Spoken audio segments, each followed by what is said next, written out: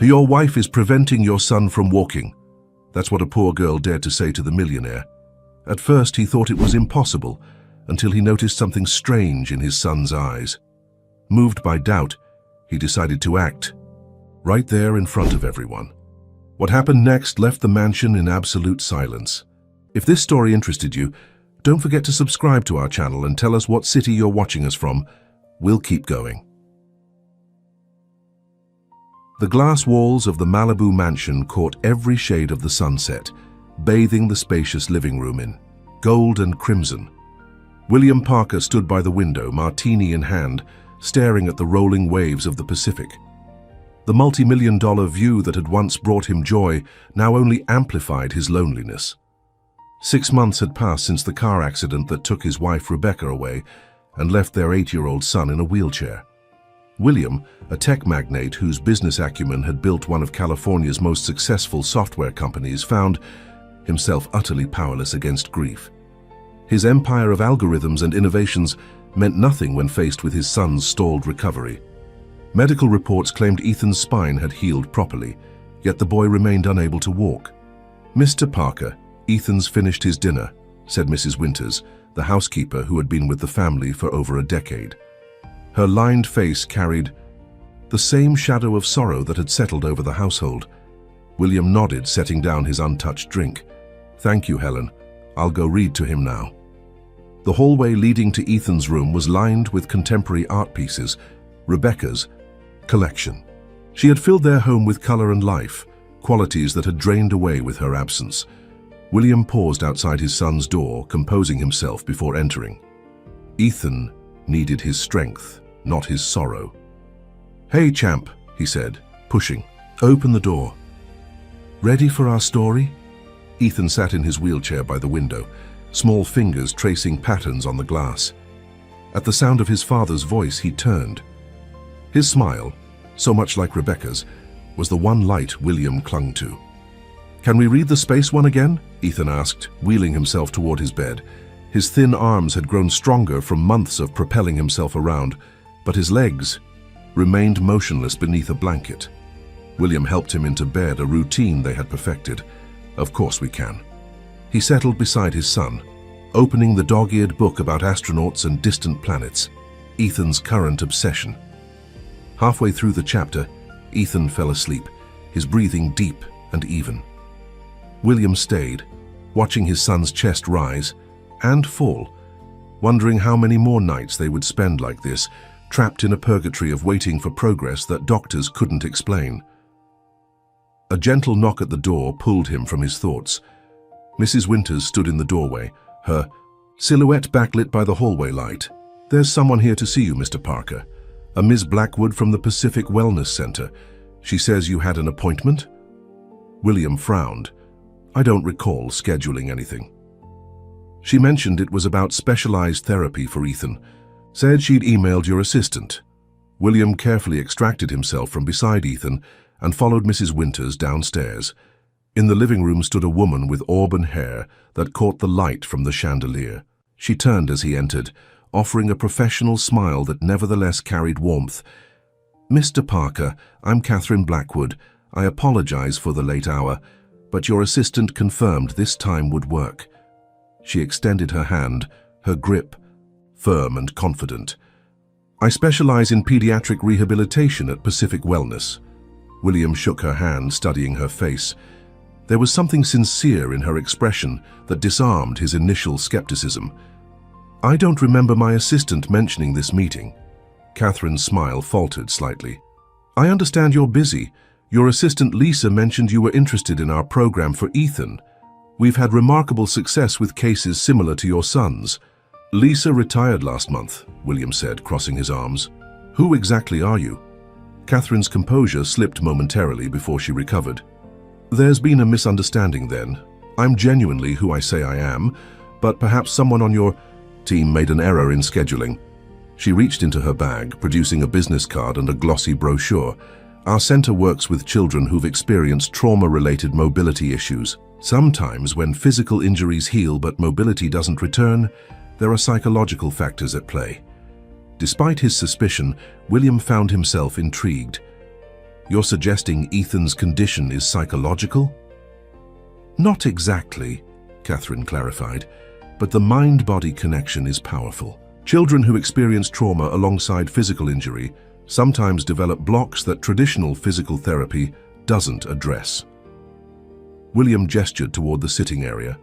Please, have a seat. Tell me more about your program. As Catherine explained her therapeutic approach, William observed her animated gestures and the genuine passion in her voice. For the first time in months, he felt a flicker of hope. I'd like to meet Ethan if possible, Catherine said. Just a brief introduction. I wouldn't wake him if he's sleeping. He is asleep, William confirmed. But if you're available tomorrow, perhaps you could come by in the afternoon. I'd like Dr. Reynolds, Ethan's current physician, to be present as well. Catherine nodded. Of course, I always prefer to work alongside existing medical teams. After scheduling a proper appointment and showing Catherine out, William returned to his study. He researched Pacific Wellness Center until well after midnight, finding it to be a legitimate and respected institution. Catherine Blackwood's credentials checked out. She held advanced degrees in occupational therapy with a specialization in pediatric trauma.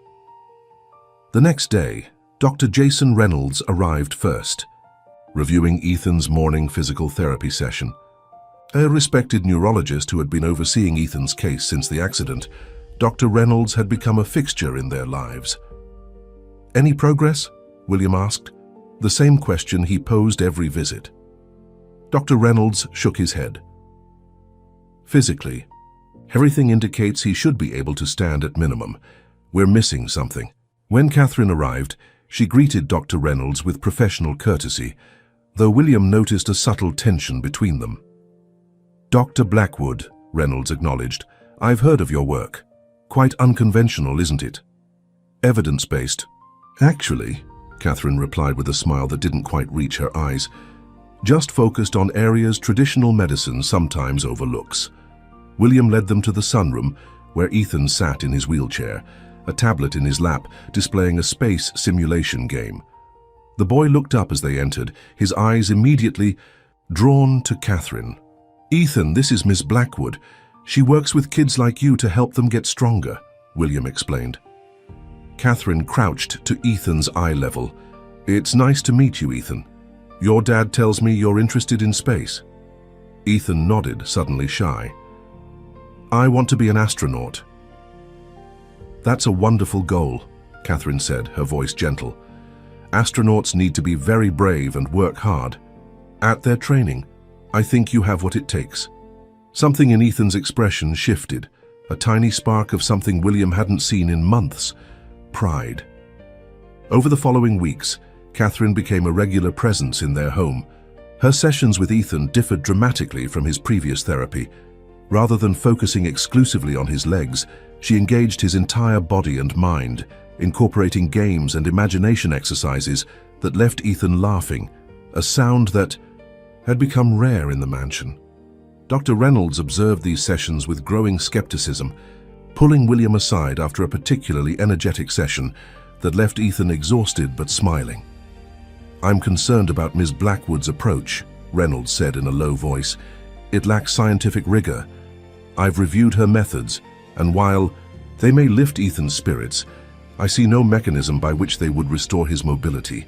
William glanced through the doorway at Catherine, who was helping Ethan back into his wheelchair, their heads bent together in conversation.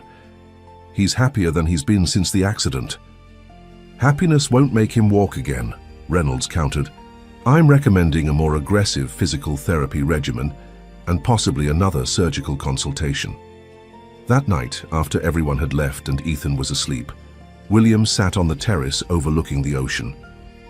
The sound of footsteps behind him was unexpected. I thought everyone had gone home, he said, turning to find Catherine standing in the doorway. I forgot my notebook, she explained, holding up a leather-bound journal. She hesitated, then asked, Mind if I join you for a moment? William gestured to the chair beside him, and for several minutes they sat in companionable silence, watching the moonlight on the water. He's going to walk again, Catherine said finally. I've seen that look in his eyes before. He wants to, but something's holding him back. What do you think it is? William asked, turning to study her profile in the dim light. Catherine met his gaze. Fear, but not the kind you might expect. We'll figure it out together. For the first time since the accident, William felt the weight on his shoulders lighten slightly. There was something about Catherine's quiet confidence that made him believe her. What neither of them noticed was the small figure watching from the shadows of the house, Olivia Taylor, the 10-year-old granddaughter of their cook, who had been staying at the mansion while her grandmother recovered from minor surgery. Her curious eyes narrowed as she observed the growing connection between William and Catherine, storing away her observations like precious stones. As spring melted into summer, Catherine's presence in the Parker mansion became as natural as the Pacific breeze that swept through the open windows. Her therapy sessions with Ethan evolved into something that resembled play more than medical treatment, yet William noticed subtle changes in his son, not in his physical capabilities but in his spirit. Ethan laughed more, his eyes brightened when Catherine arrived, and he spoke of the future again. "I need someone to help me with Ethan's care full-time," William said one evening as he and Catherine walked along the private beach below the mansion. "Someone who understands his needs the way you do." Catherine tucked a strand of hair behind her ear, considering his words. "Are you offering me a job, Mr. Parker?" "William," he corrected, watching the sunset paint her profile in gold.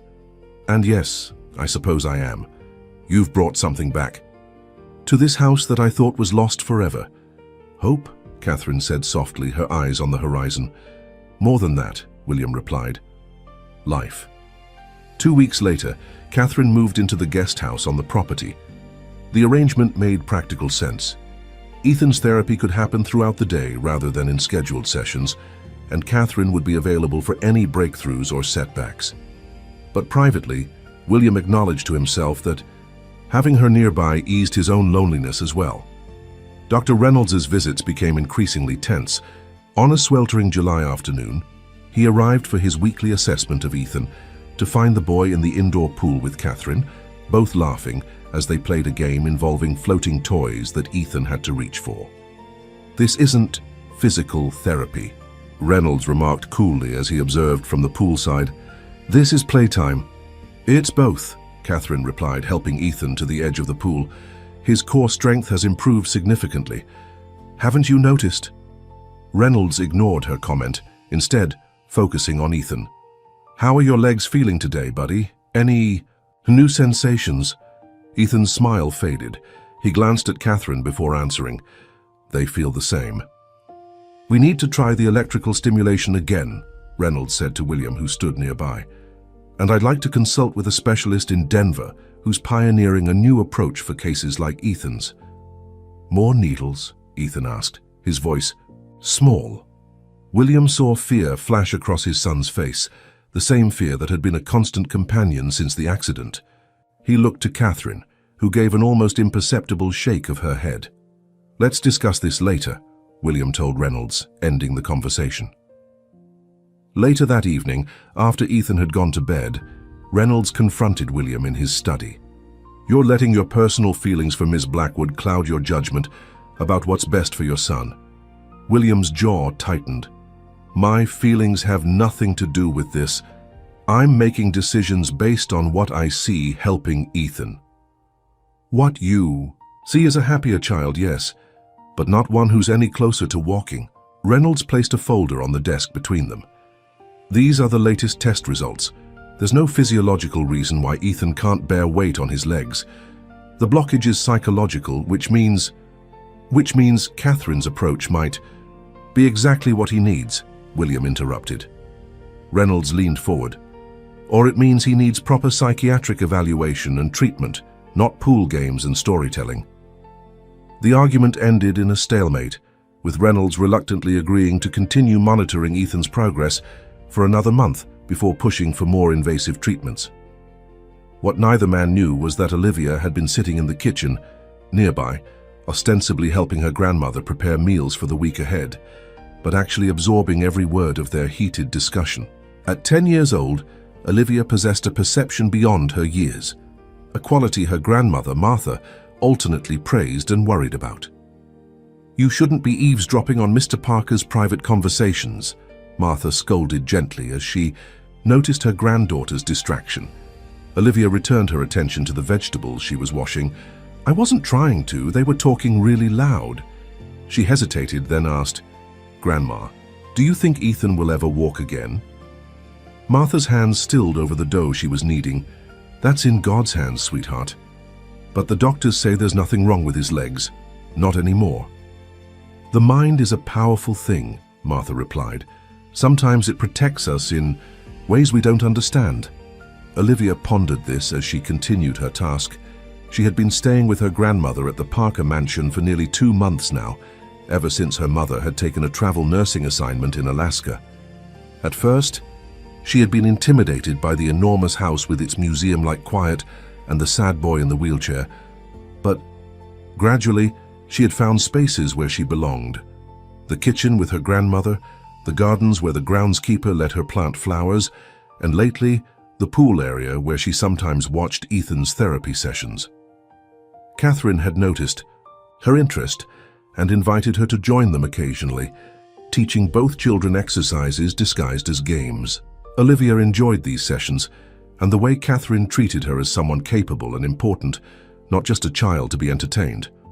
One afternoon, while Catherine was on a call with her clinic, Olivia found Ethan alone in the sunroom, staring out at the ocean. "Want to play a game?" she asked, dropping into the chair opposite his wheelchair. Ethan shrugged, his expression distant. "What kind of game?" "I Spy," Olivia suggested. "Or we could go to the game room and play that space." "A video game you like?" "I don't feel like moving right now," Ethan said, his voice flat. Olivia studied him for a moment. "Are you sad about your mom?" The directness of her question startled Ethan. Adults never asked him so plainly. They used careful phrases like "your loss" and "your grief journey." "Yeah," he admitted. "Sometimes I forget what her voice sounded like.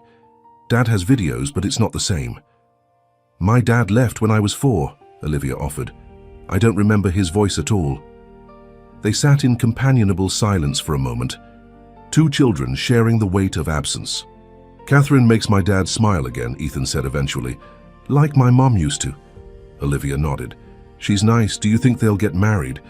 Ethan's eyes widened. "I don't know. Maybe. Would that be okay with you?" Ethan considered this, his small face serious. "I think so, but—" He trailed off, looking down at his immobile legs. "But what?" Olivia pressed. "Nothing," Ethan said quickly. "Want to play that video game now? You can push my chair." As summer progressed, Catherine's influence extended beyond Ethan's therapy. She suggested renovations to make the mansion more accessible, arranged for a tutor to keep Ethan engaged intellectually, and gradually her personal items began to appear throughout the house.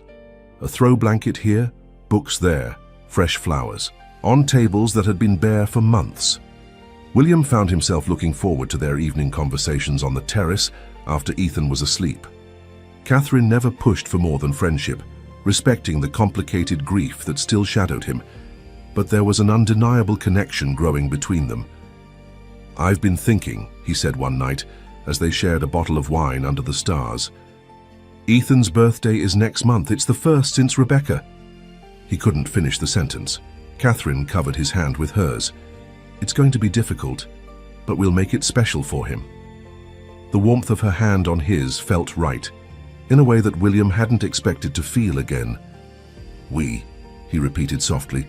"You've become part of our lives so completely, Catherine. I can't imagine where we'd be without you."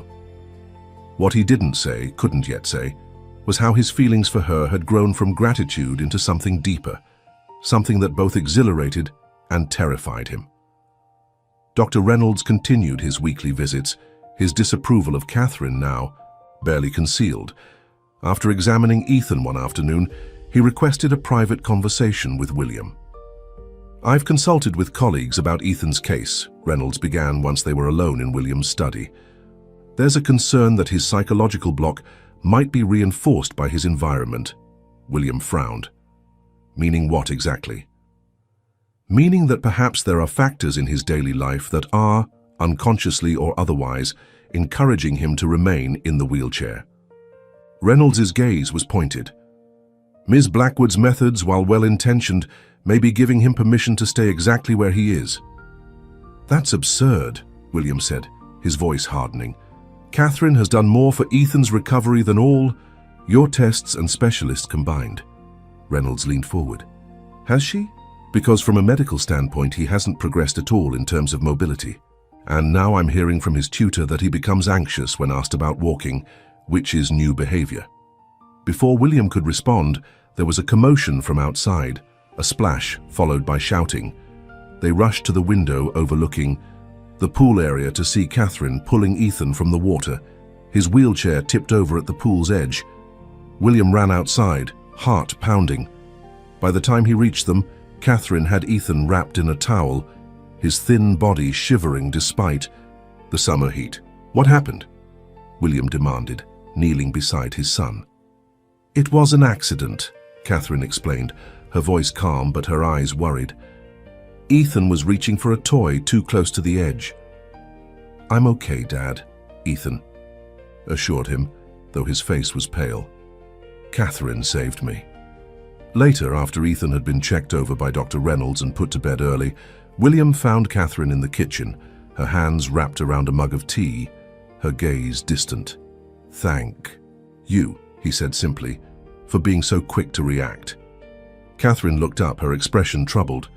William, there's something I need to tell you about Ethan's recovery, something I've suspected for a while now. William's pulse quickened. What about his recovery? Catherine set her mug down, choosing her words carefully. I believe Ethan is experiencing a phenomenon called conversion disorder. It's when psychological stress manifests as physical symptoms. In his case, the trauma of the accident and losing his mother has created a neurological block that's preventing him from walking, even though his body is physically capable. Dr. Reynolds suggested something similar, William acknowledged. The difference is in the approach, Catherine explained. Reynolds wants to force breakthrough with aggressive therapy and medication. I believe Ethan needs to feel safe enough to walk on his own terms. The fear is keeping him paralyzed, both literally and figuratively. William leaned against the counter, processing her words. What kind of fear could be that powerful? Catherine hesitated. I think he's afraid of moving forward without Rebecca. Walking again means accepting a new normal, one where his mother isn't coming back. The insight struck William like a physical blow. He hadn't considered that Ethan's immobility might be tied to grief rather than physical trauma. It made a painful kind of sense. There's something else, Catherine continued, her voice softer now. I've been monitoring his leg muscles during our sessions. There are moments, brief involuntary moments, when he engages them. He's not consciously aware of it, but his body remembers how to walk. Hope surged through William. So, you believe he can recover completely? I do, Catherine said, certainty in her voice, but it needs to happen organically. If we push too hard, we risk reinforcing the psychological barriers. Their conversation was interrupted by Martha entering the kitchen, her expression apologetic. Excuse me, Mr. Parker. Ethan's asking for you, says he can't sleep. William nodded and headed upstairs, his mind racing with Catherine's revelations. In Ethan's room, he found his son sitting up in bed, clutching the stuffed astronaut toy that had been a gift from Rebecca. Hey, buddy, heard you're having trouble sleeping. William sat on the edge of the bed. Ethan nodded, his eyes solemn in the dim light. I keep thinking about falling in the pool. It was scary. I'm sure it was, William agreed, but you're safe now. Catherine pulled me out really fast, Ethan said, like she was waiting for it to happen. Something in his son's phrasing gave William pause. What do you mean, waiting for it to happen? Ethan shrugged, his fingers fidgeting with the toy. I don't know. She was just there super fast. William brushed it off as a child's perception of time during a frightening event. Well, I'm grateful. She was nearby. Now how about I read another chapter of your space book? After Ethan finally drifted to sleep, William found himself wandering the quiet halls of the mansion. The house felt different now, less like a mausoleum to his former life and more like a home again. Catherine had brought that change, along with hope for Ethan's recovery, yet something about their conversation in the kitchen had left him unsettled. Past the doorway to the sunroom, and noticed a small figure curled up on one of the window seats. Olivia was reading by the light of a small book lamp, so absorbed that she didn't notice him until he spoke. "It's pretty late for reading, isn't it?" She startled, nearly dropping her book. "Mr. Parker, I'm sorry. Grandma thinks I'm asleep, but I couldn't stop thinking." "Thinking about what?" William asked, curious about this serious child who had become a quiet fixture in their household. Olivia hesitated, seeming to choose her words carefully. "About Ethan and Ms. Catherine." William sat in a chair across from her. "What about them?" "I was watching them at the pool today," Olivia admitted, "before Ethan fell in." "You saw what happened?" William leaned forward, suddenly alert. Olivia nodded, her expression troubled. Ms. Catherine was helping Ethan reach for toys in the water. She kept putting them farther away each time, making him lean more from his chair. I thought it was weird because usually she's super careful about his safety. William felt a chill that had nothing to do with the air-conditioned room. "Did you see him fall in?" "Not exactly," Olivia said. "I went to get my swimming suit because Grandma said I could join them after finishing my chores. When I came back, Ethan was in the water and Ms. Catherine was pulling him out." William processed this information, unsure what to make of it. Could Catherine have been pushing Ethan too hard in her therapy? Or was this simply a child's misinterpretation of events? "Thank you for telling me, Olivia, but I'm sure Ms. Catherine would never do anything to put Ethan at risk. She cares about him very much." Olivia nodded, though her expression remained uncertain. "I know. She's really nice to me too. She gave me a new sketchbook and said I have talent." She paused, then added, "But sometimes I think she acts different when you're not around." Before William could ask what she meant, Martha appeared in the doorway, her expression a mixture of embarrassment and concern. "There you are, Olivia." "I'm so sorry, Mr. Parker. She's supposed to be in bed." Martha crossed the room, placing a gentle hand on her granddaughter's shoulder. "It's fine, Martha," William assured her. "We were just having a chat. Olivia's welcome to use the sunroom for reading any time." After they left, William remained seated, turning over Olivia's observations in his mind. Children often misinterpreted adult behaviors, seeing mysteries where there were none. And yet, there was something about Olivia's careful way of speaking that suggested she wasn't prone to exaggeration or fantasy. The next morning, William observed Catherine's therapy session with Ethan more closely. They were in the garden, with Catherine guiding Ethan through exercises that had him reaching and stretching from his wheelchair. Her methods were creative and engaged Ethan fully, but William noticed how she maintained complete control of each activity. "Let's try something new today," Catherine suggested as the session was winding down. "I want to see if you can feel this." She ran a small plastic wheel along the bottom of Ethan's foot. Ethan's face remained blank. "I can see you doing it, but I can't feel anything." "That's okay," Catherine said, her voice encouraging. "We'll keep trying. The pathways in your brain just need to remember." Later that afternoon, Dr. Reynolds arrived for his scheduled visit. William pulled him aside before he saw Ethan. "I want to discuss your concerns about Catherine's methods," William said, leading Reynolds to his study. "You mentioned that Ethan seems anxious when asked about walking. Have you observed anything else that troubles you?" Reynolds considered the question. "There's nothing concrete, more a pattern of behaviors. Ethan shows progress in every area, except mobility. It's as if there's an invisible line he won't cross. When I mention new treatments that might help him walk, he looks to Miss Blackwood before responding, almost seeking permission." William frowned. "That could be simply because he trusts her, or because he's been conditioned to defer to her," Reynolds countered. "Look, I'm not suggesting anything malicious, but there are cases where well-meaning caregivers can inadvertently reinforce dependency. It's called factitious disorder, imposed on another, previously known as Munchausen by proxy. You can't seriously be suggesting that Catherine is keeping Ethan from recovering," William said, his voice hardening.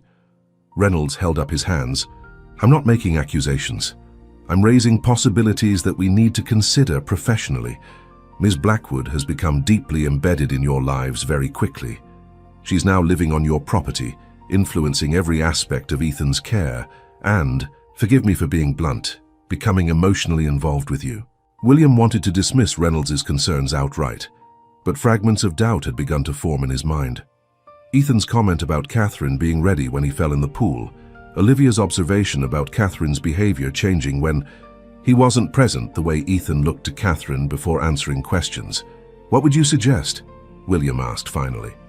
A second opinion from a specialist who hasn't been involved in Ethan's case, Reynolds replied. And perhaps some sessions without Ms. Blackwood present to see if Ethan's responses differ.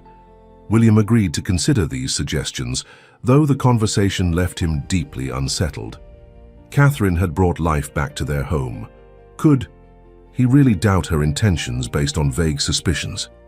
That evening, William suggested taking Ethan to the beach below the mansion, just the two of them.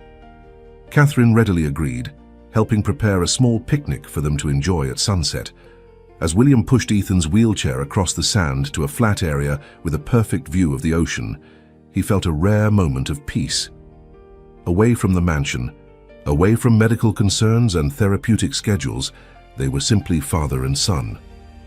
I miss doing stuff like this, Ethan said, as William spread a blanket and helped him from the wheelchair to sit on it. Me too, buddy. William sat beside him, opening the picnic basket Catherine had prepared. We used to come down here all the time with Mom. At the mention of Rebecca, Ethan grew quiet, picking at the sandwich William handed him. After several minutes of silence, he asked, Dad, do you think Mum would be mad if you married someone else? The question caught William off guard.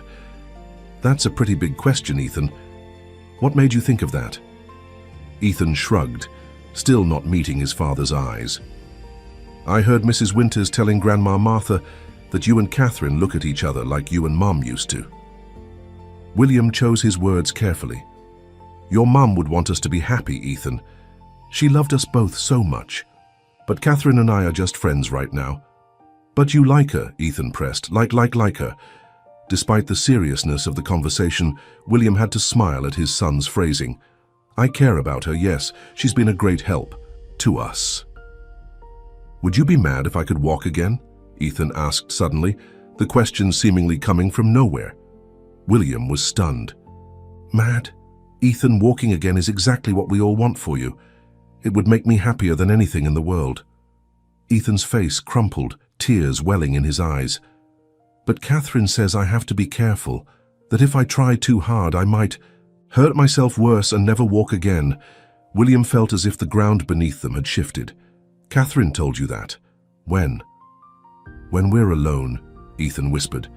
She says you worry too much already, so we shouldn't tell you about the bad. Things that could happen if I push too hard. William forced himself to keep his expression neutral, though his heart was pounding. What kind of bad things, Ethan? That my legs might get stuck forever, or that I might forget Mom if I get better too fast. Ethan wiped at his tears with the back of his hand. Sometimes I think I feel my legs, Dad, but Catherine says it's just my brain playing tricks and I shouldn't tell Dr. Reynolds because he'll want to do more tests that hurt. William pulled his son into a tight embrace, mind racing. The picture forming was disturbing, Catherine systematically isolating Ethan from other medical opinions, instilling fear about recovery and connecting his paralysis to his mother's memory. As they sat on the beach watching the sunset, William maintained a calm facade for Ethan's sake, but inside, determination was crystallizing. He needed to understand exactly what had been happening in his home while he wasn't watching. The following morning, William made a call to an old friend from college who had become a respected child psychologist in San Francisco. Without sharing specifics that might identify Ethan, he outlined the situation and his growing concerns. It's not unheard of, Dr. Samantha Collins told him. There are cases where caregivers, even professionals, develop unhealthy attachments to their patients. The dynamic you're describing, isolation from other medical opinions, creating fear around recovery, linking physical improvement to emotional betrayal, those are red flags, Will. But why? William asked, struggling to understand. What would Catherine gain from keeping Ethan in a wheelchair? Control, purpose, your gratitude and dependence, Samantha listed. Some people need to be needed in a way that becomes pathological. If Ethan recovers completely, her role in your lives diminishes. The conversation left William deeply troubled. He decided to implement a subtle test. At breakfast, he casually mentioned to Catherine that he'd scheduled a consultation with a specialist in pediatric neurology at UCLA Medical Center. I should have discussed it with you first, he acknowledged, watching her reaction carefully. But an opening came up unexpectedly in Dr. Sharma's schedule. He's supposed to be the best on the West Coast. Catherine's smile never faltered, but William noticed her knuckles whiten around her coffee mug. Of course you should explore all options for Ethan. When is the appointment? Tomorrow morning, William replied. I thought we could all go together. I have my monthly supervision at the clinic tomorrow, Catherine said smoothly, but you should absolutely take Ethan. Perhaps Dr. Reynolds could accompany you since he's familiar with the case history. Her response was reasonable, too reasonable, given her previous insistence on being involved in every aspect of Ethan's care. William felt a chill of confirmation. I'll ask him, William agreed, maintaining his casual tone. After breakfast, Catherine took Ethan to the indoor therapy room they'd established, closing the door for what she called their focus time, a daily session where they worked on concentration exercises that supposedly strengthened neural pathways. William had never questioned these private sessions before, trusting Catherine's expertise. Now, he wondered what actually happened behind that closed door. While they were occupied, William made his way to the guest house where Catherine had been living.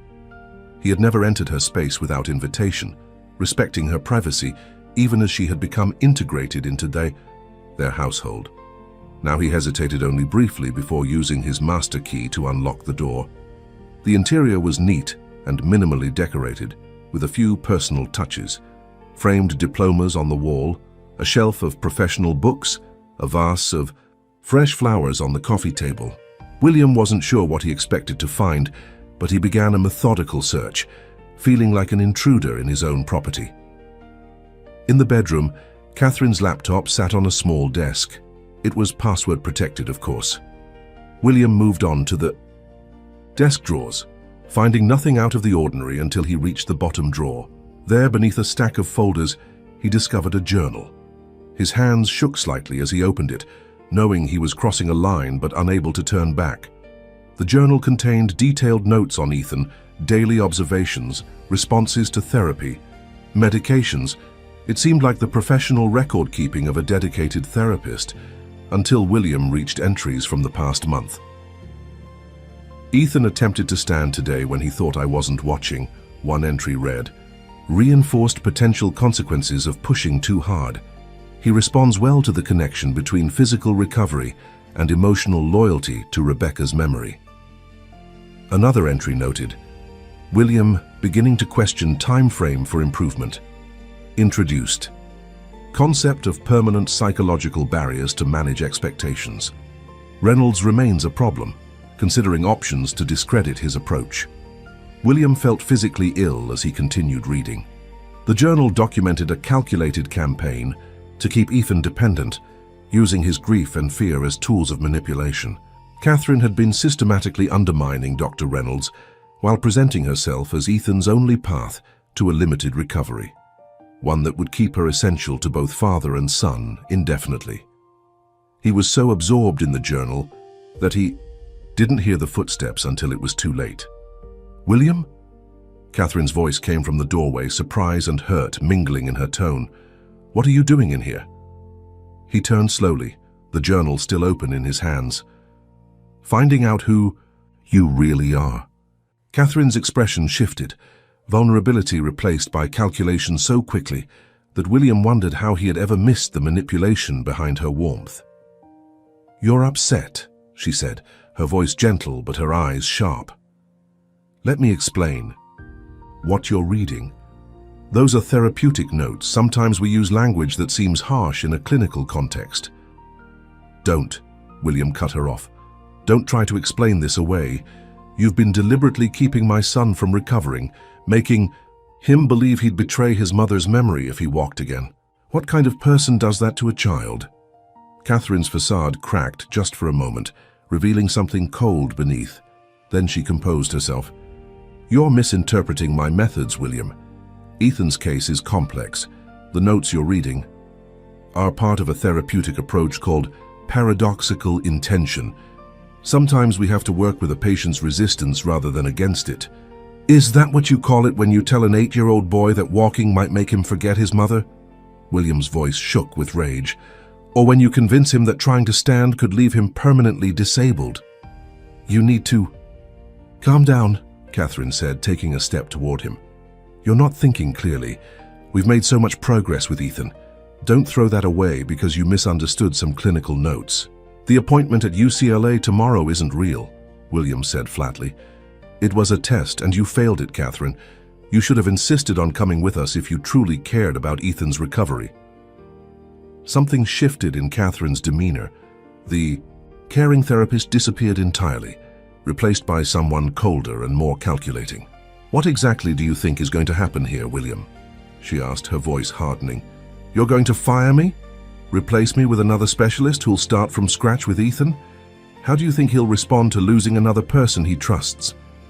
She moved closer, her tone softening again. We've built something special here, not just Ethan's care, but us. This family we've created. We're not a family, William said firmly. You're an employee who betrayed my trust and harmed my son. I want you out of my house today. Catherine's laugh was soft and unsettling. It's not that simple, William. Ethan trusts me completely. If I leave suddenly, who do you think he'll blame? How do you think it will affect his progress? And what about the things I know about this household? About you? Your grief drinking in the early days, your emotional absence when Ethan needed you most. The implied threat hung in the air between them. Before William could respond, a small sound from the doorway drew their attention. Olivia stood there, eyes wide, clutching her phone. I recorded everything you just said, she told Catherine, her young voice surprisingly steady. And I already sent it to my grandma. Catherine's expression contorted with anger. You little... Don't, William warned, stepping between them. Martha, he called out, knowing the housekeeper was never far from her granddaughter. Martha appeared behind Olivia, her face set in grim determination. I heard everything, Mr. Parker, and Olivia did send me the recording. I've already called Dr. Reynolds. Catherine looked from one face to another, calculating her options. Finally, she straightened her shoulders and adopted a professional mask. This is a tragic misunderstanding that will only hurt Ethan in the long run. I'll gather my things and be gone by evening. My clinic will be in touch regarding the termination of our contract. I'll have security escort you while you pack, William said coldly. And if you attempt to contact Ethan or anyone in this household again, I'll pursue legal action. After Catherine was escorted to the guest house with a security guard from the estate's gatehouse, William faced the daunting task of explaining the situation to Ethan. He found his son in the sunroom, working on a model rocket with an expression of concentration that reminded William painfully of Rebecca. Hey, buddy, he said, sitting beside Ethan. We need to talk about something important. Ethan looked up, his eyes immediately concerned. Is something wrong with Catherine? She didn't come back after she went to get more clay for our project. William took a deep breath. Catherine won't be working with us anymore, Ethan. She hasn't been honest about your recovery. Ethan's face crumpled in confusion. What do you mean? I found out that she's been telling you things that aren't true, William explained gently. About walking again, about your mom, about what might happen if you try to stand. Tears welled in Ethan's eyes. But she said she was helping me, that she was keeping me safe. I know she did, William said, pulling his son into a hug. And that's what makes what she did so wrong. She made you afraid of getting better. As Ethan cried against his shoulder, William felt equal measures of rage toward Catherine and guilt for his own failure to protect his son. How had he been so blind, so willing to hand over his trust to someone who had targeted them at their most vulnerable? Dr. Reynolds arrived an hour later, having cleared his schedule upon receiving Martha's call. He listened gravely as William explained what he had discovered, then asked to speak with Ethan alone. He might be more forthcoming about Catherine's methods without you present, Reynolds explained. Children often try to protect their parents from upsetting information. William reluctantly agreed and spent an agonizing 45 minutes pacing the hallway while Reynolds spoke with Ethan. When the doctor finally emerged, his expression was troubled. "It's worse than we thought," Reynolds said quietly. She was conducting what she called secret tests when they were alone, having him try to stand, then deliberately creating pain by pressing on nerve points in his legs. She convinced him that the pain was proof his body wasn't ready, that trying to walk would cause permanent damage. William felt physically ill. How could she do that to a child? "People with this pathology are expert manipulators," Reynolds said. She identified your vulnerabilities, your grief, your guilt, your desperation for Ethan's recovery, and exploited them perfectly. And she used Ethan's love for his mother as the ultimate psychological barrier. "What do we do now?" William asked, feeling more lost than he had since the immediate aftermath of the accident.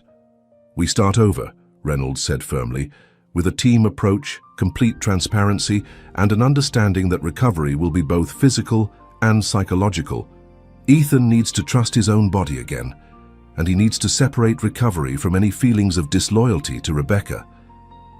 In the days that followed Catherine's departure, the mansion felt like a different place. William had all the locks changed and increased security, though Catherine had left without further incident.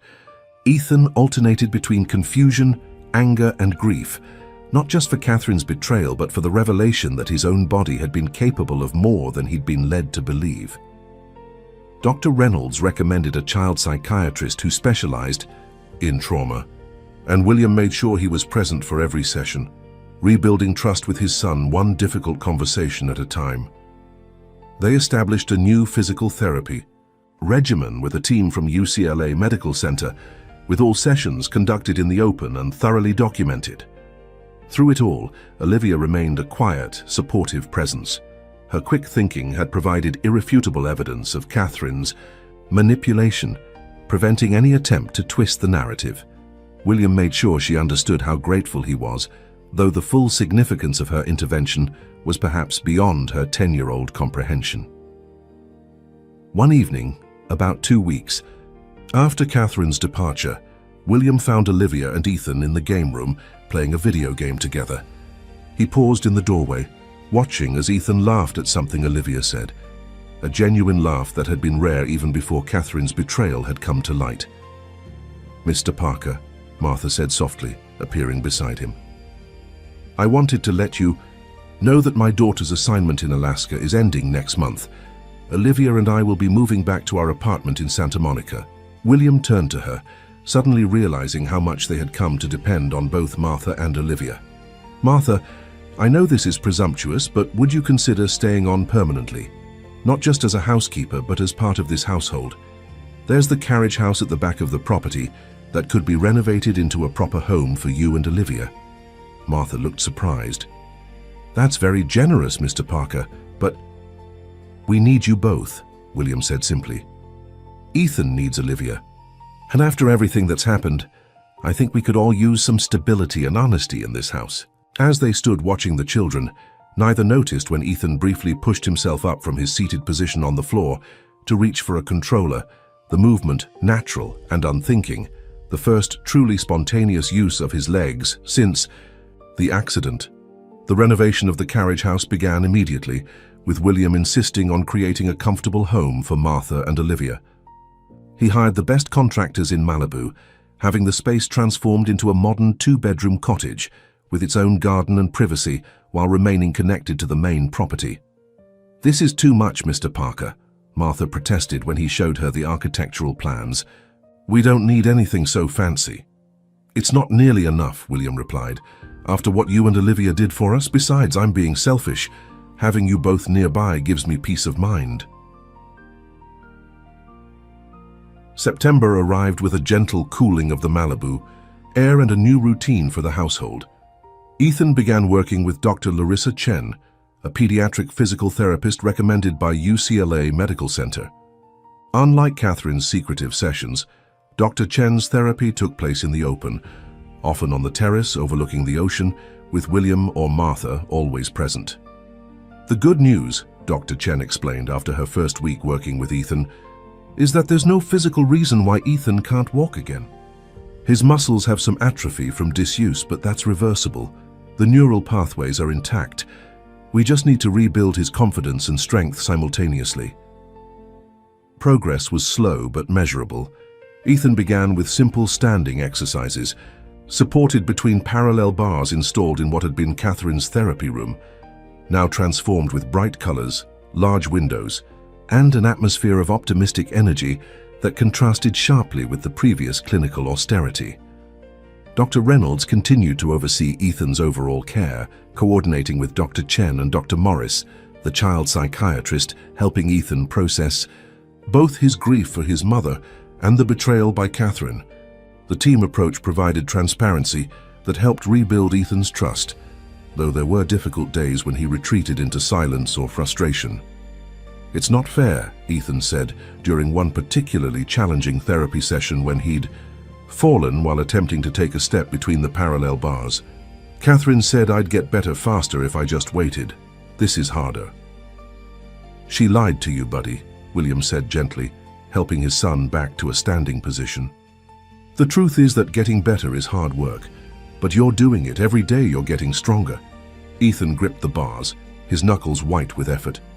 "But what if she was right about the other stuff? What if Mum would be sad if I walk? Again, she never got to see me in this chair. What if she doesn't recognize me when I'm not in it anymore?" The question broke William's heart. Dr. Morris had warned them that Catherine had created a powerful psychological link between Ethan's mobility and his connection to Rebecca's memory. "Your mom loved watching you run and play," William said, crouching to meet his son's eyes. "Remember how she used to race you on the beach? How she taught you to ride your bike? The thing that would make her saddest is knowing you weren't doing those things you loved because someone made you." Afraid. Tears spilled down Ethan's cheeks. "I don't want to forget her, Dad." "You won't," William promised. "Walking again doesn't mean leaving Mom behind. It means carrying her with you in a different way." Dr. Chen, who had stepped back to give them space for this conversation, approached again.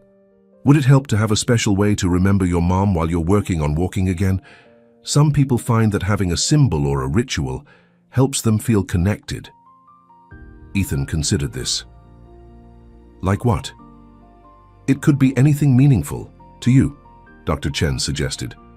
"A special bracelet you wear during therapy, a photo you look at for encouragement, or maybe something your mom loved that you can keep nearby."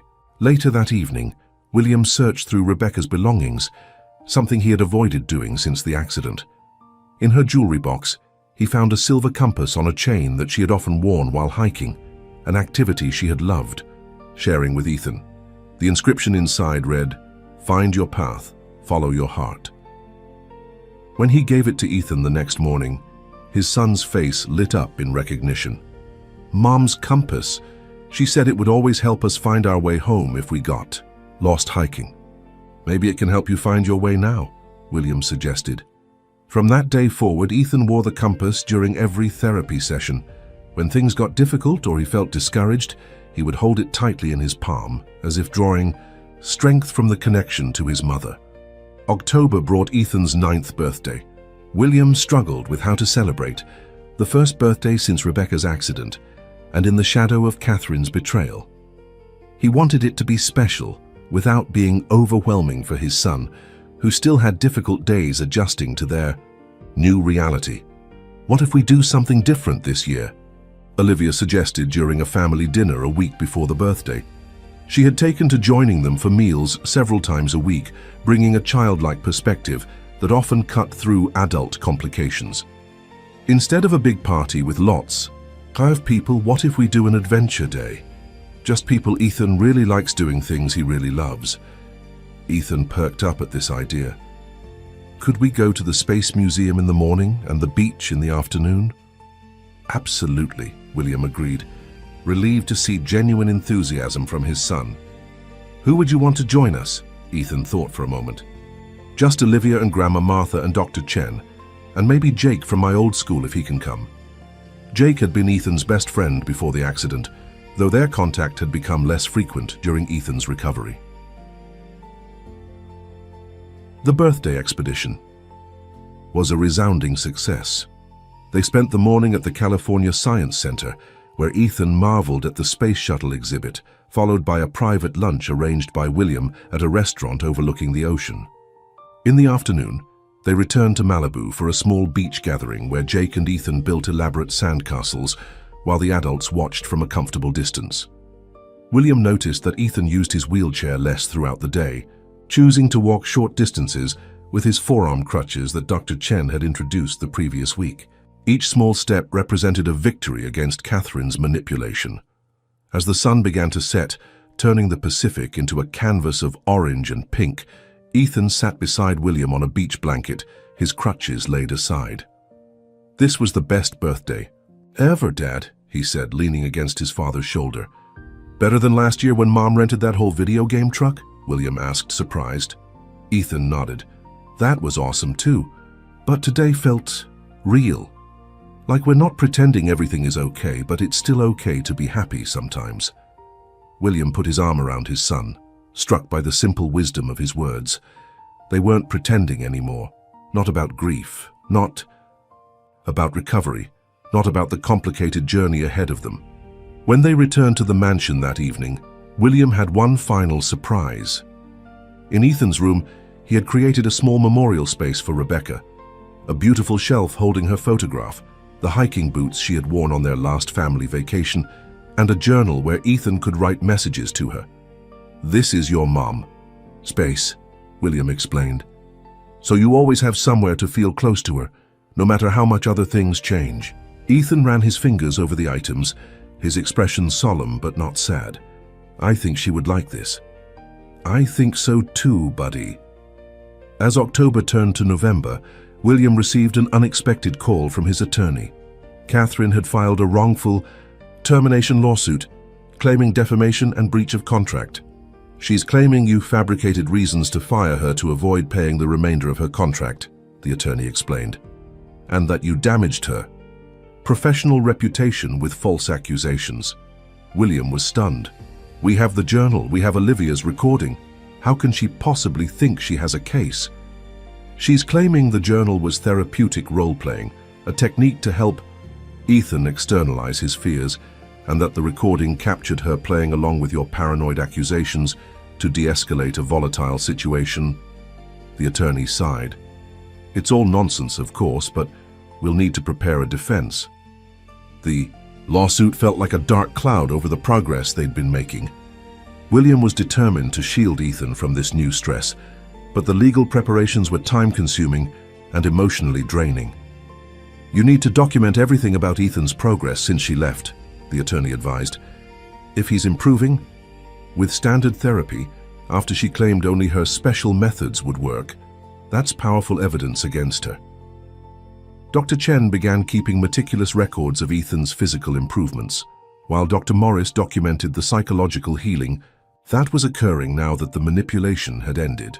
They recorded video of therapy sessions showing Ethan's gradual but steady return to mobility. The most compelling evidence came unexpectedly, through Olivia. One afternoon, she was helping Martha prepare dinner when she mentioned offhandedly, "I have the videos from before, you know." Martha looked up from the vegetables she was chopping. "What videos, mija?" "Of Ms. Catherine with Ethan," Olivia explained. "From when I was trying to figure out what she was doing, I hid my tablet behind books on the shelf in the therapy room a couple times." Martha immediately called William, who was meeting with his attorney when he received the message. They reviewed the footage that evening after Ethan was asleep. 3 short videos that clearly showed Catherine's manipulative techniques. In one particularly disturbing clip, she could be seen pressing firmly on specific points on Ethan's legs when he attempted to stand, causing visible pain, then soothingly telling him, "See? Your body is warning you it's not ready. This is why we need to be patient." The attorney was confident the videos would end Catherine's lawsuit, but warned William that submitting them as evidence would make them part of the public record. "We need to consider how that might affect Ethan. These videos show him in an extremely vulnerable position." William struggled with the decision. Using the videos would ensure Catherine couldn't hurt another child, but it might also expose Ethan to unwanted attention and scrutiny. He discussed it with Dr. Morris, who suggested including Ethan in the decision in an age-appropriate way. He's been robbed of agency throughout this experience. Giving him some control over what happens next could be therapeutic. The conversation with Ethan was difficult but illuminating. William explained the situation simply, omitting the legal complexities but making it clear that the videos could help make sure Catherine couldn't do to other children what she had done to him. Ethan thought about it seriously, twisting the compass necklace between his fingers. Would other kids see the videos like kids at school? No, William assured him. They would only be seen by people involved in the legal case. But we could protect you in other ways if you don't want the videos used. Ethan was quiet for a long moment. I think we should use them, he said finally. I don't want her to hurt anybody else like she hurt me. His courage brought tears to William's eyes. Despite everything Catherine had done to break his spirit, Ethan's fundamental compassion remained intact. When the attorney presented the video evidence to Catherine's legal team, they withdrew the lawsuit within 48 hours. Catherine agreed to a confidential settlement that included her surrendering her therapy license and never working with children again. The resolution of the legal threat brought a collective exhale to the household. With that shadow lifted, Ethan's progress accelerated. By Thanksgiving, he was using his crutches exclusively, the wheelchair relegated to a corner of the garage. By Christmas, he could walk short distances with just a cane. The holiday season brought its own emotional challenges. Their first Christmas without Rebecca. William was determined to honor traditions she had loved while creating space for new ones. They hung her favorite ornaments on the tree, made her special cinnamon rolls on Christmas morning, and left an empty chair at the table with a single rose, a quiet acknowledgement of her absence. But there were new joys too. Martha and Olivia brought their own traditions, filling the house with the scent of Mexican hot chocolate and the sound of Spanish Christmas carols. Dr. Chen joined them for Christmas dinner, having become a friend as well as Ethan's therapist. And on Christmas Eve, Ethan walked unassisted from the living room to the kitchen to help Martha with the holiday baking, his first solo journey through the house in nearly a year. As they gathered around the fireplace that night, watching the flames dance and listening to the sound of waves against the shore below, William looked at the faces illuminated by the firelight. His son, growing stronger every day. Martha, whose quiet wisdom had become a cornerstone of their household. Olivia, whose courage and perception had saved them from Catherine's manipulation. They weren't the family he had imagined having, nor the life he had planned. But in the wake of tragedy and betrayal, they had built something resilient and true. A home founded on honesty, courage, and the kind of love that heals rather than manipulates. It wasn't perfect, but it was real. And for the first time since Rebecca's accident, William felt the faintest glimmer of peace. As winter gave way to spring, the transformation in the Parker household continued. The mansion, once a monument to grief, now bustled with life and purpose. Ethan's recovery accelerated with each passing week. By February, he had abandoned his cane, walking with only a slight limp that Dr. Chen assured them would likely disappear with continued therapy and growth. The human body is remarkably resilient, she explained during one of their now weekly sessions, especially in children. The neural pathways are rebuilding themselves and his muscles are strengthening. The psychological barriers were actually the biggest obstacle. William watched as Ethan navigated an obstacle course Dr. Chen had set up on the lawn, his movements growing more confident with each successful step. I still can't believe how much time we lost because of Catherine. Dr. Chen's expression softened with empathy.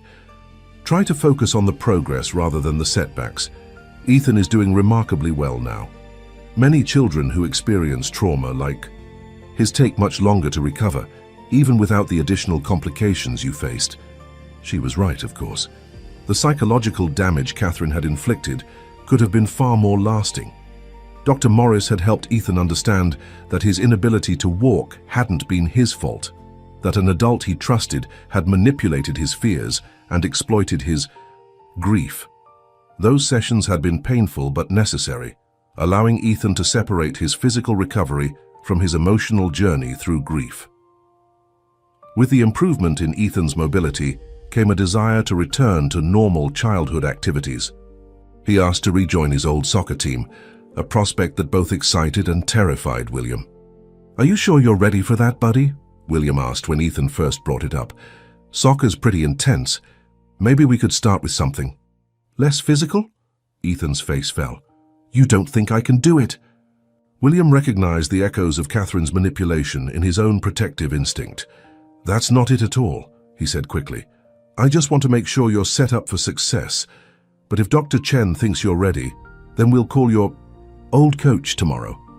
The smile that spread across Ethan's face was worth every moment of parental anxiety William would endure watching his son on the soccer field. Dr. Chen approved the plan, but suggested a gradual return, starting with practices, before rejoining games, and building up slowly to full participation. Coach Martinez welcomed Ethan back with enthusiasm, having kept in touch throughout his recovery. The first practice was a milestone for the entire household. Martha packed a special snack, Olivia made encouraging signs, and William tried, unsuccessfully, not to hover as Ethan joined his teammates on the field. He was slower than before, his movements sometimes hesitant, but the joy on his face as he ran alongside his friends was unmistakable. "He's going to be fine," Olivia said, appearing beside William as he watched from the sidelines. At 10, nearly 11 now, she had developed an uncanny ability to read adult concerns. William smiled down at her. "I know.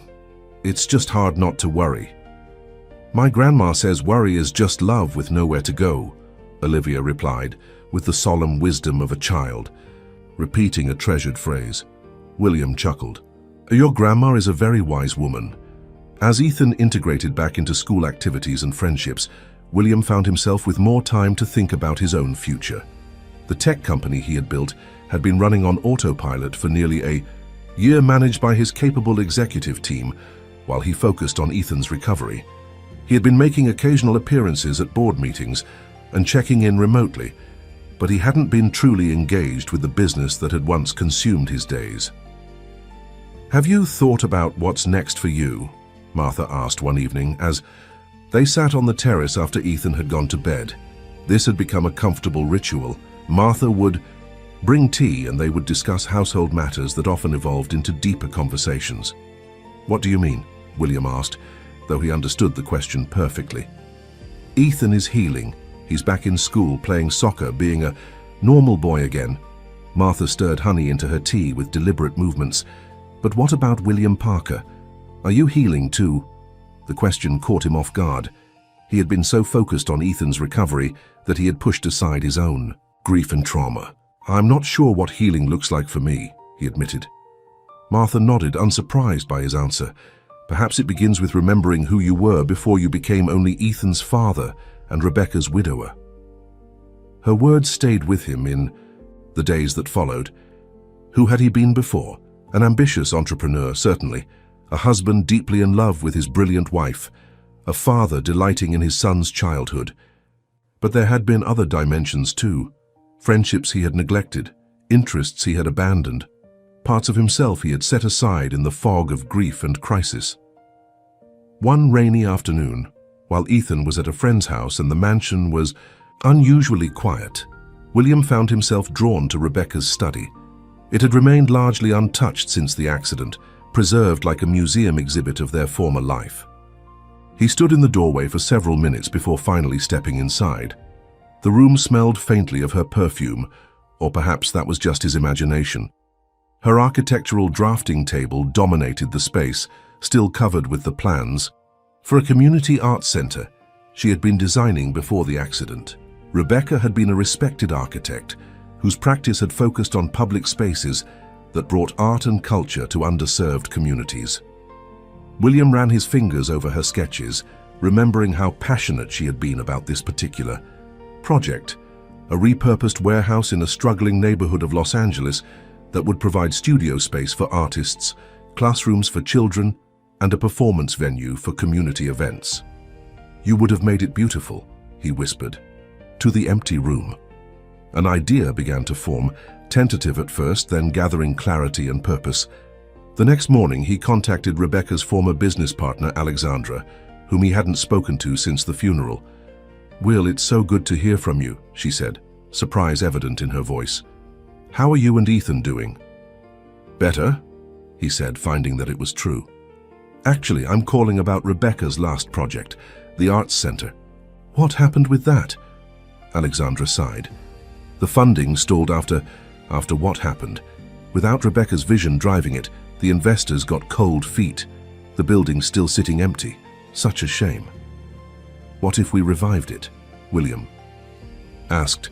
"As a memorial to Rebecca. I could provide the funding through a foundation in her name." The silence on the other end of the line stretched for several seconds. "Are you serious?" "Completely. Rebecca believed in making art accessible to everyone.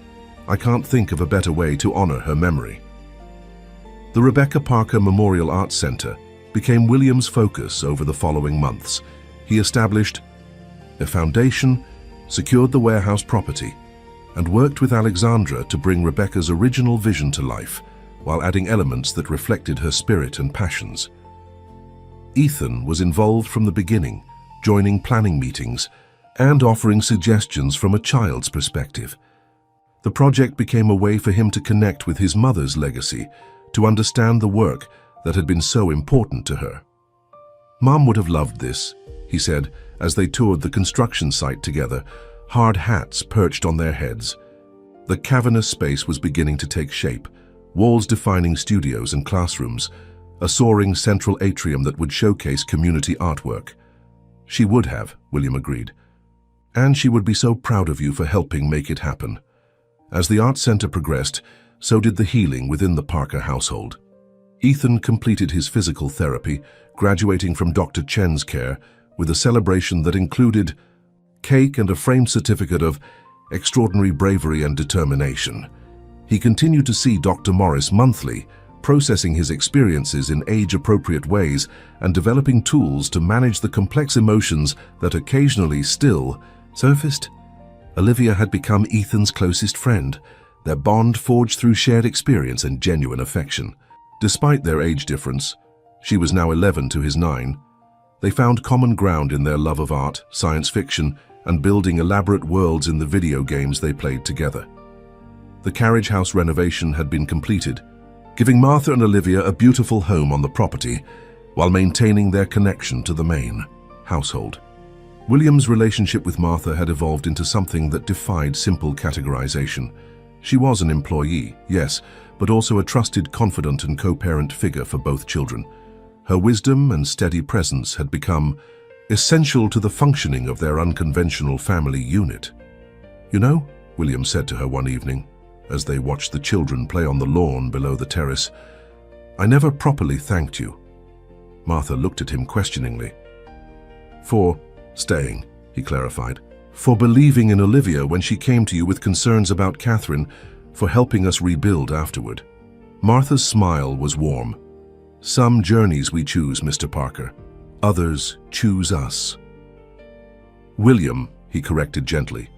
"After everything we've been through, I think we're well past Mr. Parker." As summer approached again, marking nearly a year since Catherine's departure and 18 months since the accident, William realized they had reached a kind of equilibrium. The grief hadn't disappeared, it never would, but it had found its place in their lives, no longer overwhelming, but present as a reminder of love that endured beyond loss.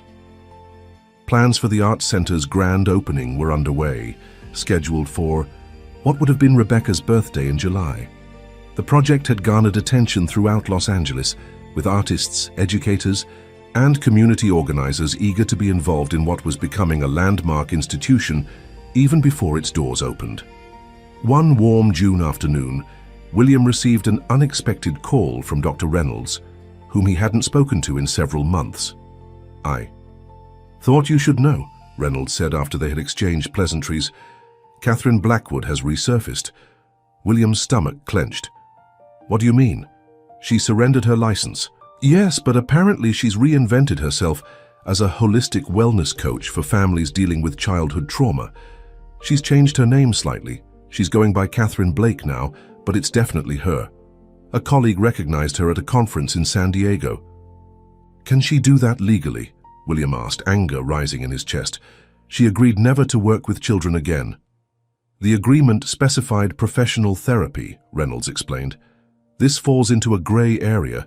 She's careful to say she's not providing medical or psychological services, just support and guidance.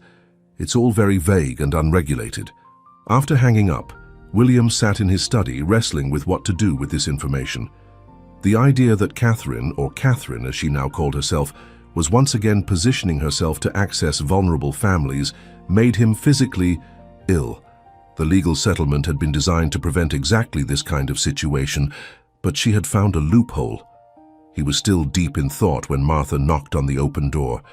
"Is everything all right? You missed lunch?" William looked up, realizing hours had passed. "Catherine is working with families again. She's changed her name and is calling herself a wellness coach instead of a therapist." Martha's expression darkened. "That woman has no conscience." "The problem is, she's not technically violating our agreement," William explained. "I'm not sure what I can do legally." "Perhaps the question isn't what legal action you can take," Martha suggested, "but what moral action you should take." William understood immediately. "You think I should go public with what happened to Ethan?" "I think families deserve to know who they're trusting with their children," Martha said simply. The decision wasn't simple. Going public would mean exposing Ethan's experience to scrutiny, potentially reopening wounds that were finally healing. But staying silent meant other children might suffer as Ethan had. That evening, after the children were asleep, William called Dr. Morris to discuss the situation and get her professional opinion on how it might affect Ethan. "He's made remarkable progress," Dr. Morris acknowledged, "but this would be a significant stressor. If you decide to proceed, we would need to prepare him carefully and ensure he has extra support throughout the process." "What would you do in my position?" William asked. There was a long pause before Dr. Morris answered. "Professionally, I can't make that recommendation, but speaking as a human being who's witnessed what Catherine did to your son, I wouldn't want any other child to experience that." William spent a sleepless night weighing his options. By morning, he had made his decision. He would take action, but not alone. First, he needed to have an age-appropriate conversation with Ethan.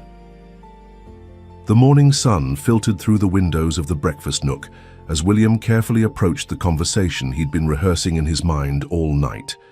Ethan was focused on his cereal, occasionally glancing at the tablet propped against the orange juice pitcher, where he was reading about NASA's latest mission. "Ethan, I need to talk to you about something important," William began, keeping his voice calm and measured as Dr. Morris had advised during their late-night phone consultation. Ethan looked up, immediately alert to the shift in his father's tone. "Is something wrong?" "No, nothing's wrong here," William assured him. "But I found out yesterday that Miss Catherine is working with other families and children again. She changed her name and is calling herself something different, but she's doing similar work." Ethan's spoon clattered against the bowl. "But she's not supposed to. She hurt me." "I know, buddy. That's why I wanted to talk to you. There might be a way to help make sure other kids don't get hurt like you did, but it would mean telling people outside our family about what happened to you." Ethan was quiet for a long moment, his young face serious as he considered the implications. "Like in the news?" "Possibly," William acknowledged. "We would work with Ms. Lisa, you remember my friend who's a lawyer, to share what happened in a way that protects you as much as possible. But yes, people would know our story." "Would I have to talk to reporters?" Ethan asked, his apprehension clear. "No," William said firmly. "You wouldn't have to talk to anyone you don't want to. This would be adults handling adult problems. But because it's your story too, I wanted to ask how you feel about it." Ethan twisted the compass necklace that rarely left his neck, a habit he'd developed when thinking through difficult situations. "Would it really help other kids?" "I believe it would," William said. "People need to know that someone who hurt you is still out there working with vulnerable children." Ethan nodded slowly. "Then I think we should do it." But he hesitated. Could Olivia be with me when people are talking about it? She always makes me feel braver. William felt a surge of pride at his son's courage and self-awareness. Of course she can, if Martha agrees. Later that morning, William convened a family meeting in the sunroom. Himself, Ethan, Martha, and Olivia. He explained the situation in terms all of them could understand and outlined what might happen if they chose to go public with their story. There would likely be media attention, he warned. Reporters might try to contact us. Our privacy would be affected for a while. But we'd be helping other families, Olivia said, not as a question, but as a statement of fact. At 11, her sense of justice remained as strong as it had been when she first discovered Catherine's manipulation. That's the hope, William confirmed. Martha, who had been listening quietly, finally spoke. Whatever you decide, we stand. With you. But I would suggest involving legal counsel from the beginning to establish clear boundaries. William nodded, grateful once again for her practical wisdom. I've already called Lisa. She's coming over this afternoon. Lisa Chen had been William's corporate attorney for years before becoming a trusted friend. She arrived at the mansion with her characteristic energy and focus, armed with a leather portfolio and a determined expression. I've reviewed the settlement agreement from last year, she said, as they settled in William's study. Catherine, or Catherine as she's calling herself now, is technically operating in a grey area. She's not presenting herself as a licensed therapist, which was specifically prohibited. But she's clearly violating the spirit of the agreement by working with vulnerable children again. What are our options? William asked. We could file for an injunction based on the implied terms of the settlement, Lisa suggested. But that would be a lengthy process with uncertain results. Going public, as you suggested, might be more immediately effective in warning families away from her. And more satisfying, William admitted. Lisa smiled briefly. That too. But we need to be strategic. A media circus wouldn't serve Ethan's best interests. Together, they crafted a plan. Rather than holding a press conference or giving interviews to multiple outlets, William would work with a respected journalist from the Los Angeles Times to tell their story in a carefully controlled way. The article would focus on the systemic issues that allowed someone like Catherine to exploit vulnerable families, with the Parker case as the central example, but not the only one.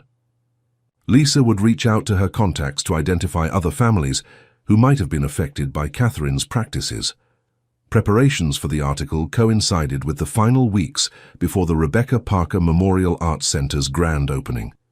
William found himself juggling interviews with the journalist, meetings with the Arts Center board, and the everyday responsibilities of parenting a 9-year-old boy who, despite his remarkable recovery, still had occasional difficult days. You're taking on too much, Martha observed one evening as William reviewed the latest draft of the Times article at the kitchen table, his laptop surrounded by Arts Center floor plans and budget spreadsheets. William sighed, rubbing his eyes. There's just a lot happening at once. That's by your choice, Martha pointed out gently. The Arts Center opening could be postponed. The article could wait a few weeks. Catherine isn't waiting. To find new families to manipulate, William countered. And the Arts Center opening is scheduled for Rebecca's birthday. That feels important to maintain. Martha studied him for a moment. You're using busyness to avoid feeling, William. I've seen it before. Her directness caught him off guard. What am I avoiding exactly? Moving forward, she said simply. You've dedicated the past 18 months to Ethan's recovery and Rebecca's memorial. Those are worthy causes. But at some point, you need to consider your own life and what comes next for you. As usual, Martha's insight cut to the heart of the matter.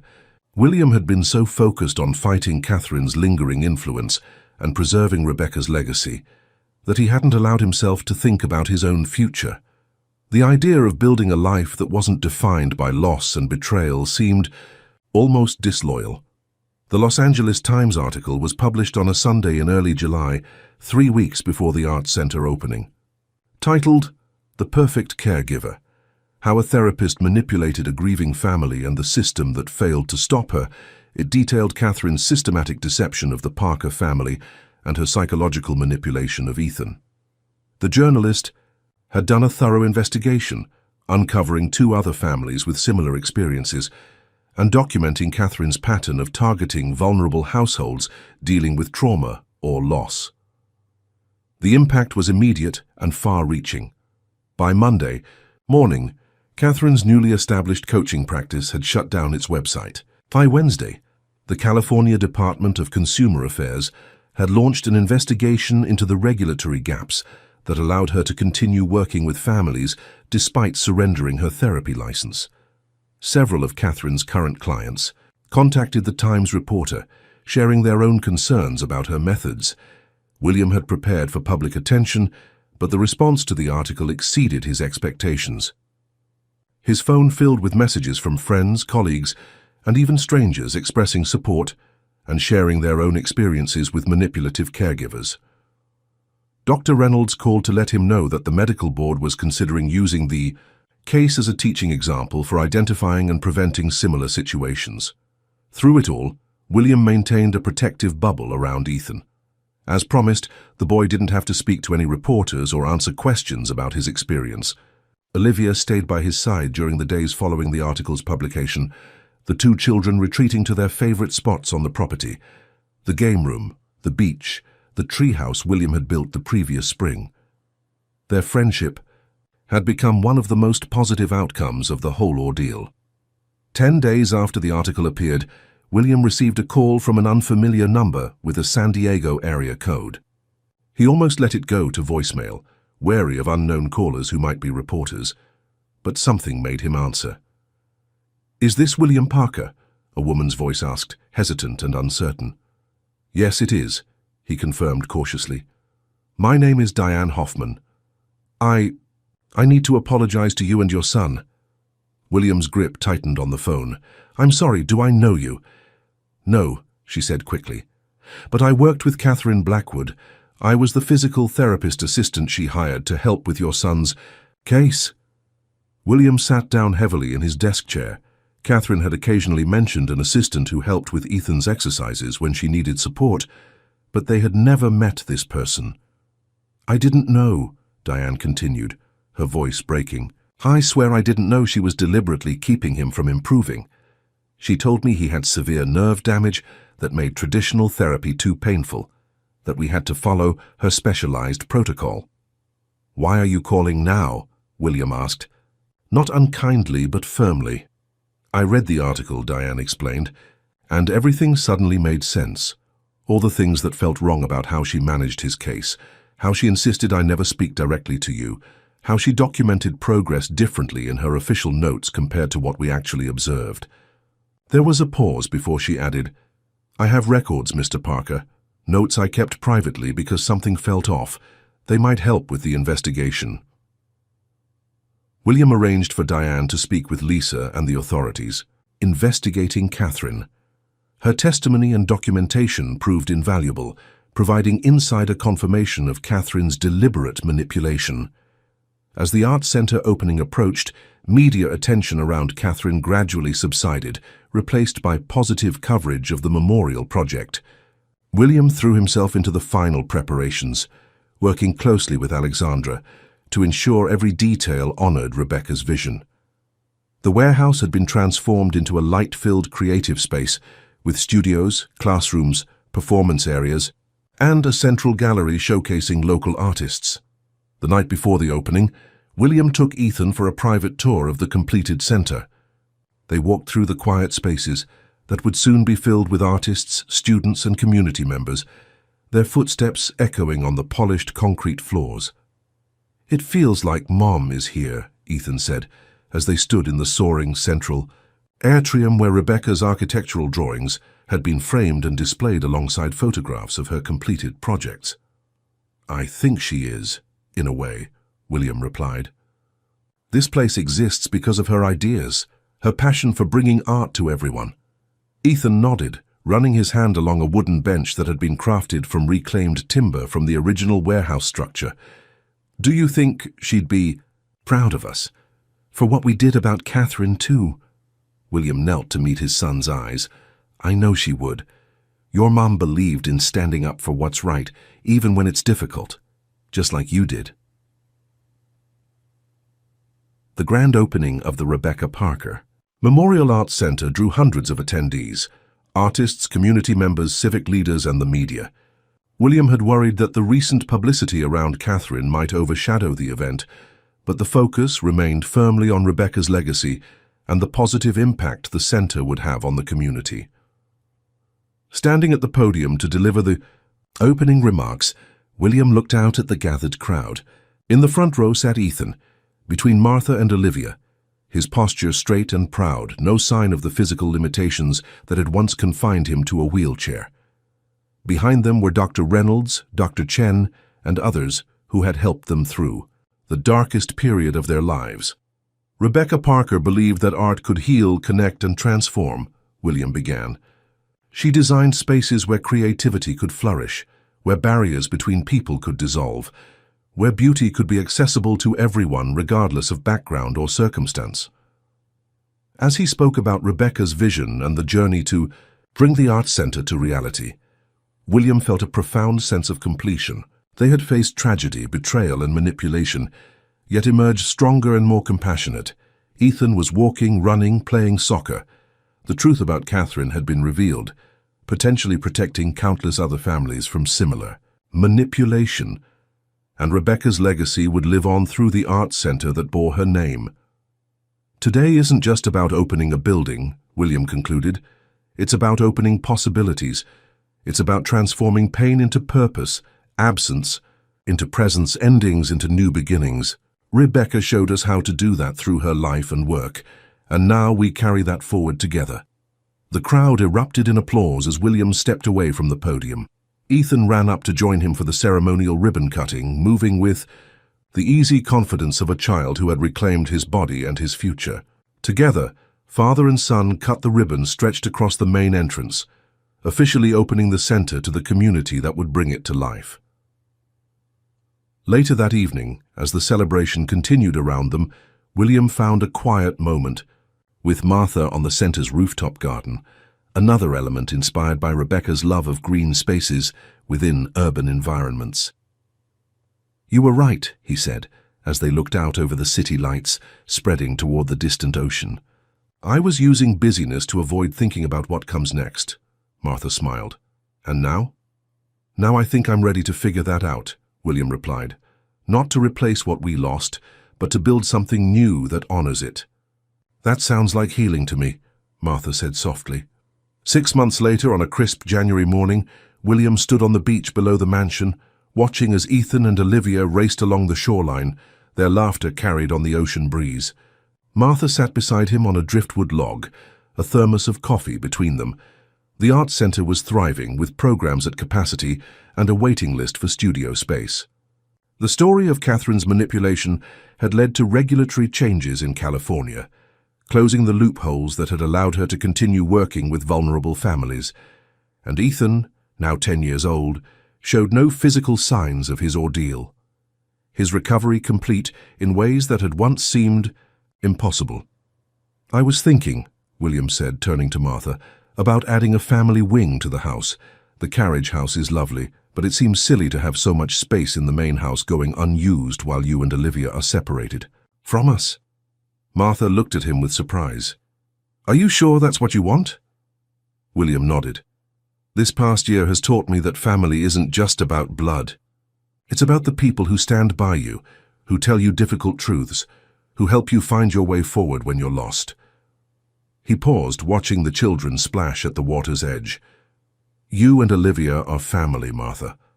I'd like to make that official if you're willing." Martha's eyes shone with unexpected tears. "We would be honored." As they sat together watching the children play, William reflected on the long, difficult journey that had brought them to this moment. The glass mansion on the cliff above them was no longer a monument to grief, but a home filled with life and possibility. The darkness that had enveloped them after Rebecca's accident and during Catherine's deception had given way to a different kind of light. Not the blinding brightness of perfect happiness, but the gentle, sustainable glow of healing and hope. Ethan ran up to them, breathless and grinning, Olivia close behind.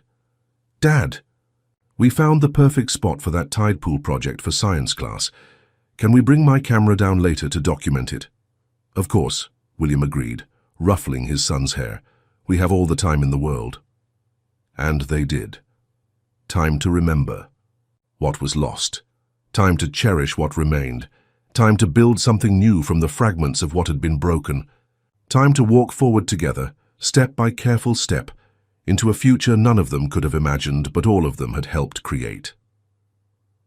As they gathered their things to head back up to the house, William took one last look at the ocean stretching to the horizon. Somewhere in that vastness, he felt Rebecca's presence, not as a ghost haunting their lives, but as a light guiding them forward.